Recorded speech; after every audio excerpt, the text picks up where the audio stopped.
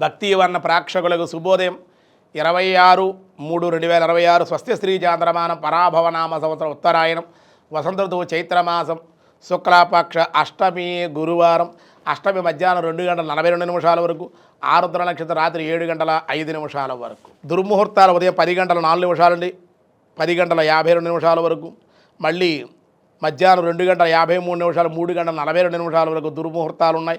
సూర్యోదయం 6:03 సూర్యాస్తమయం 6:07 అమృత గడియలు ఉదయం 9:42 11:12 వరకు రాహుకాలం మధ్యాహ్నం 1:30 3 గంటల వరకు రాహుకాలం శుభ సమయం ఉదయం 6 గంటల నుండి 7:10 వరకు శుభకాలం మధ్యాహ్నం 2:30 3 గంటల వరకు కూడా శుభకాలం శోభన యోగం ఉంది తెల్లవారుజామున 3:07 భవ మధ్యాహ్నం 2:42 బాలువ రాత్రి 1:37 అలాగే వసంత నవరాత్రుల్లో ఈరోజు 8వ రోజు అలాగే దినారంభ చక్రంలో ఈరోజు ముందుగా మేషరాశి ప్రతి విషయంలో కూడా లాభాలు ఉన్నత ఉద్యోగ లాభాలు ఉంటాయి.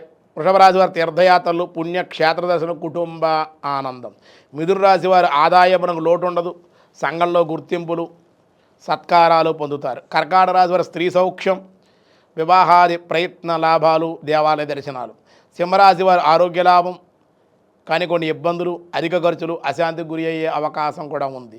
కన్యారాశి స్త్రీ మూలకంగా వివాదాలు అవమానకరమైన సంఘటనలు జరిగే అవకాశాలు ఉన్నాయి.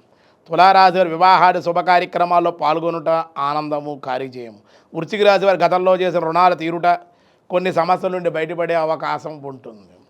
ధనస్సు రాశి వారి అన్ని వ్యాపారస్తులకి అన్ని రంగాల వారికి కూడా ఈరోజు అనుకూలంగానే ఉంది ధనయోగం కూడా ఉంది. మకర రాశి వారి నూతనమైన వస్త్ర లాభాలు శుభకార్య లాభం. కుంభరాశి వారికి బంధుమిత్రుల సంగమం స్త్రీ సౌఖ్యం ఆనందం ఉండే అవకాశాలు. మీనరాశి వారి ధనవృద్ధి ప్రయాణ అవకాశాలు ఉండే అవకాశం ఉంది. ఈరోజు అష్టమి గురువారం సాధారణమైన వ్యవహారాలు అనుకూలం.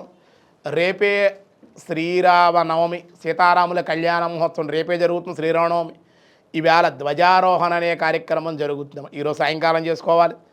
సీతారామ స్నపనోత్సవం జరుగుతుంది ఈవేళ. రేపు స్వామివారి కళ్యాణ మహోత్సవం అత్యంత వైభవంగా జరుగుతుంది కాబట్టి రేపే సీతారాముల కళ్యాణ వైభవాన్ని అందరూ కూడా ఆచరించి దర్శించి అందరూ కూడా సీతారాముల కళ్యాణాన్ని తిలకించండి. ఈరోజు సాధారణమైన వ్యవహారాలకి అనుకూలం.